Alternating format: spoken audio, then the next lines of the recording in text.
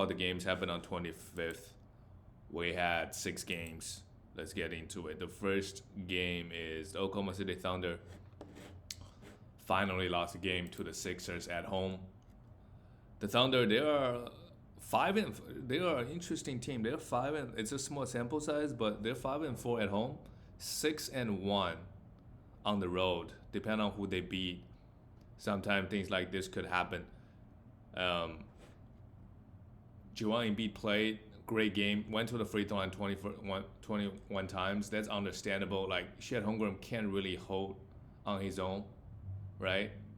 So they play a lot of Jalen Williams actually, who had 4 fouls. They just need a lot of big bodies to contain Joel Embiid. Embiid is just a beast. On a per game basis, well, I guess Shea is still way better, way ahead actually. But Embiid is fourth. But just look at his numbers, and he played 15 games. So there's really not much injury concerns with him. I mean, he might miss some back-to-backs, but as long as he's healthy, right, he's not gonna miss too many games. He's gonna play like close to 70 or like 65, whatever the minimum game you need for MVP. 32 points, 11 rebounds on the season, and 6 assists. This year his assist numbers really spiked. Had 4 blocks here as well. Just amazing game here. Tobias Harris had an okay game, 16 points.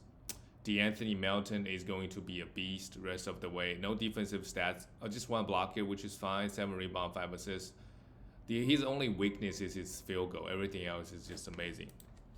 And if you ever have a bad stretch, right, I would be very comfortable buying low. I think he's comfortably a top 50 player.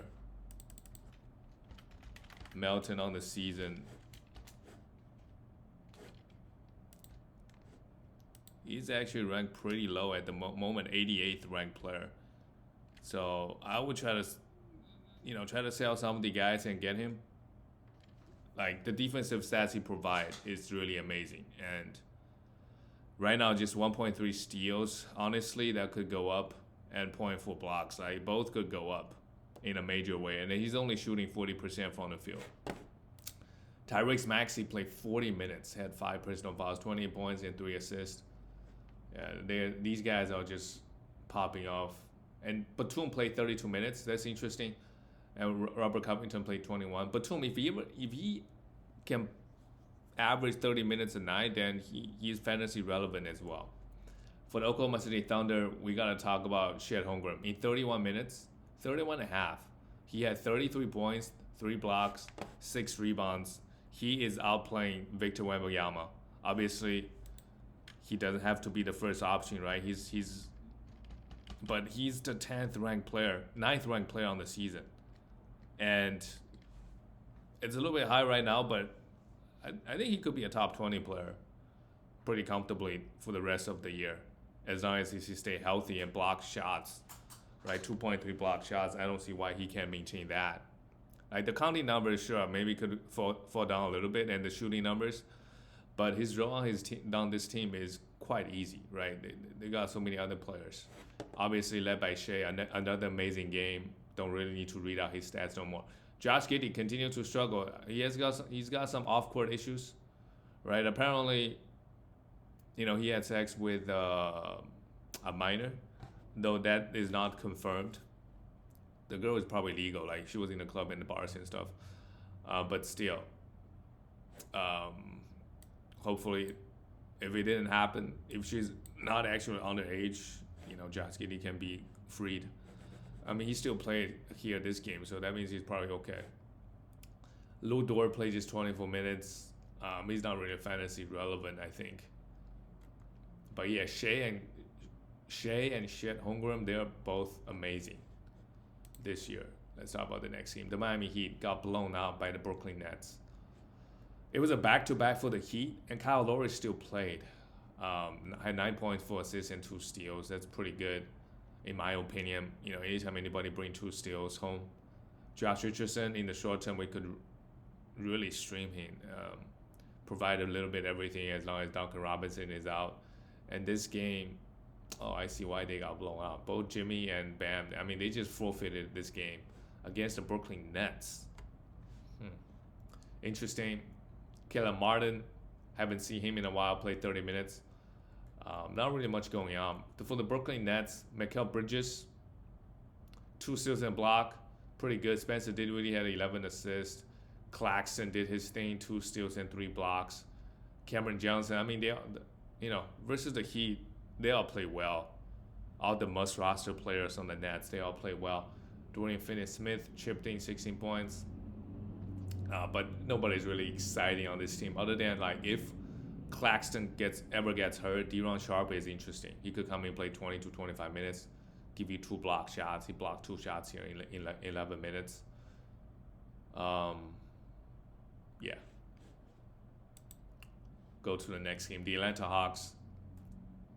They beat the Wizards 136-108. Not really surprising. To be honest, to score 136 points versus the Washington Wizards. What really stands out? Devontae, always a blowout, so everyone's minutes is a bit low.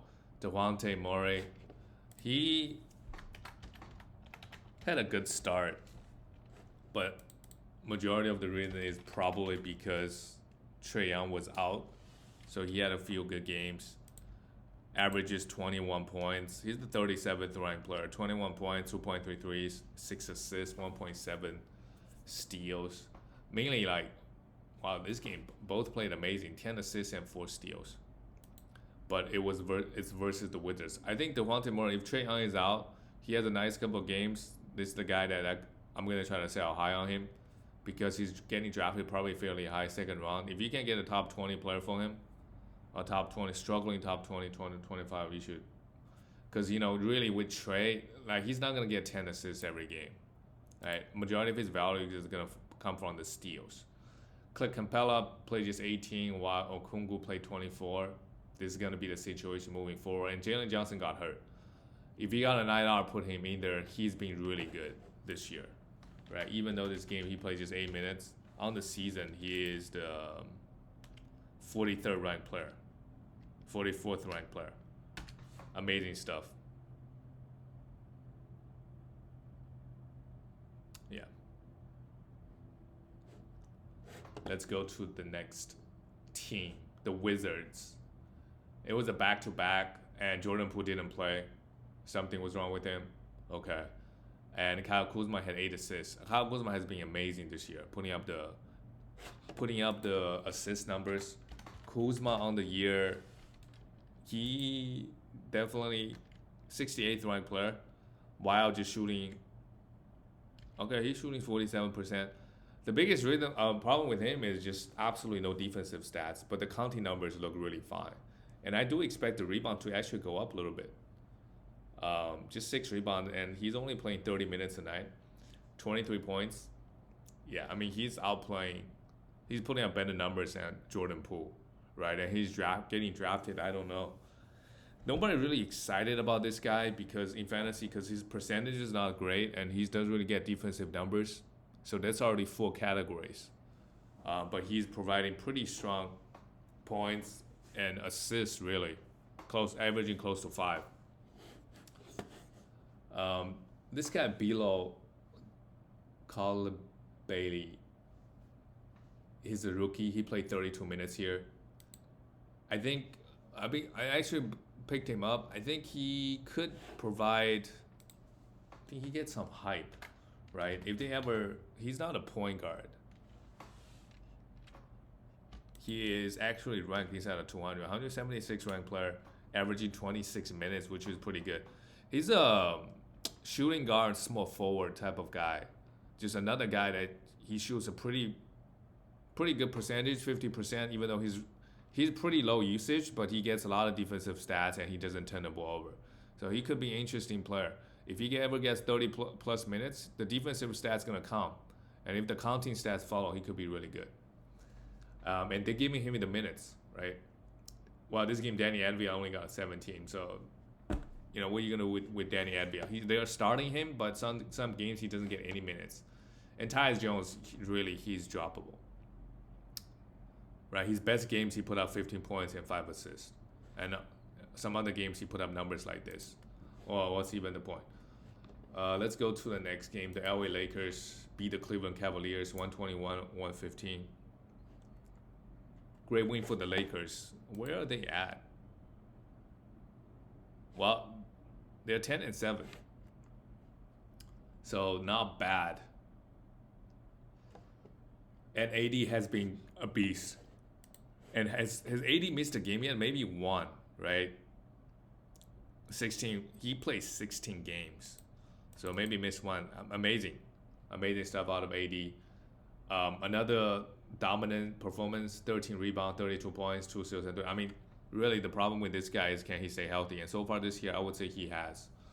LeBron James, another, yeah. Can he stay healthy, or like are they gonna rest him toward the end of the season? That's a big question mark. 6 rebounds, 6 assists, 2 steals. I mean, all good. The top 2 dog for the Lakers, they all played well. They started Max Christie. They're not starting Austin Reeves. I guess they want to run him with the second unit. Austin Reeves had 10 assists and 2 steals, not bad, right? You still want to hold on to him. Max Christie, 12 points. I mean, if you are starting player with the Lakers, you're not going to get, like, you might hit some threes depending on your role. You might get some defensive stats, but LeBron and AD, they're mainly running the show. And D'Lo for a little bit. 5 assists, 2 steals for D'Lo is also fine. Yeah, they have some injuries going on as well. They're not starting Rui Hachimura, or they're not playing him. Is he out? They don't list it here.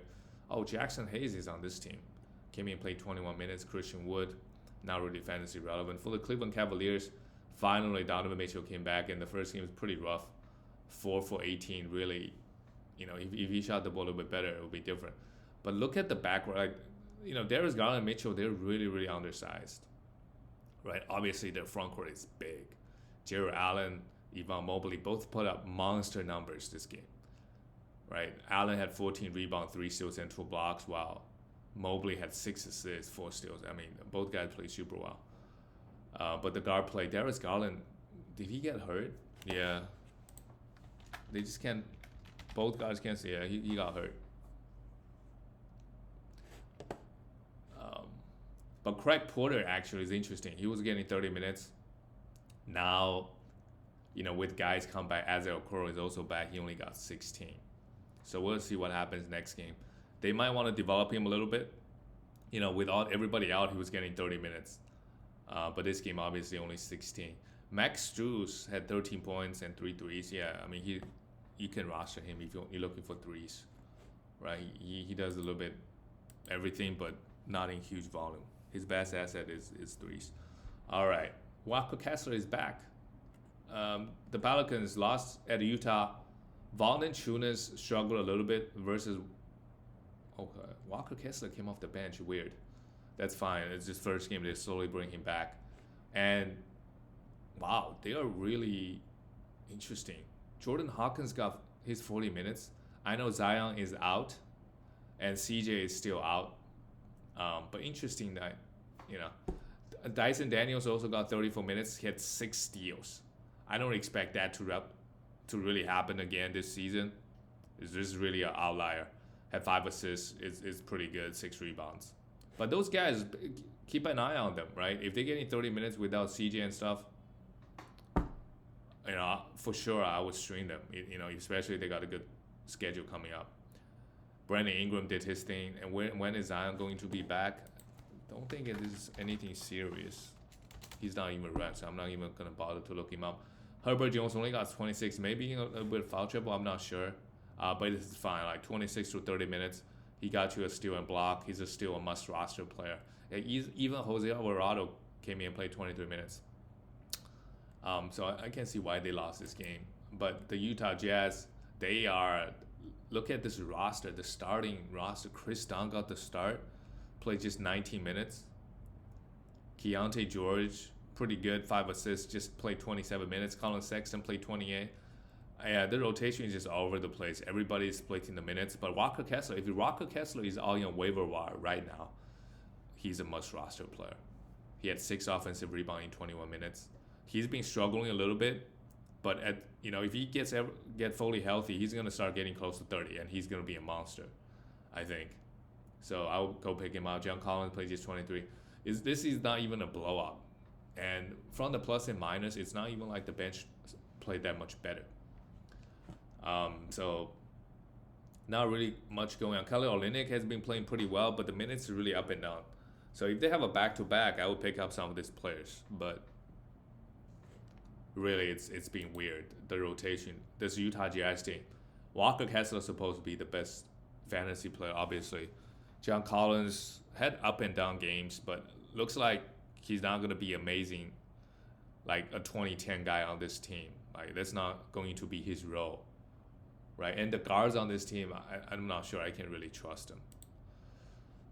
The last game of the night, good game by the Clippers. I mean, quietly, they put together a few wins.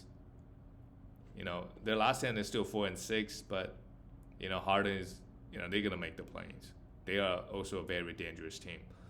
You know, the Lakers, the Clippers, the Warriors, they got a lot of veterans, right? They may not win a lot of games, but if they play Timberwolves in the first round, they play Oklahoma City Thunder, it'll be an exciting matchup, I think, just like last year, where a lot of veteran teams were lower seed playing some young teams who won a lot of regular season games.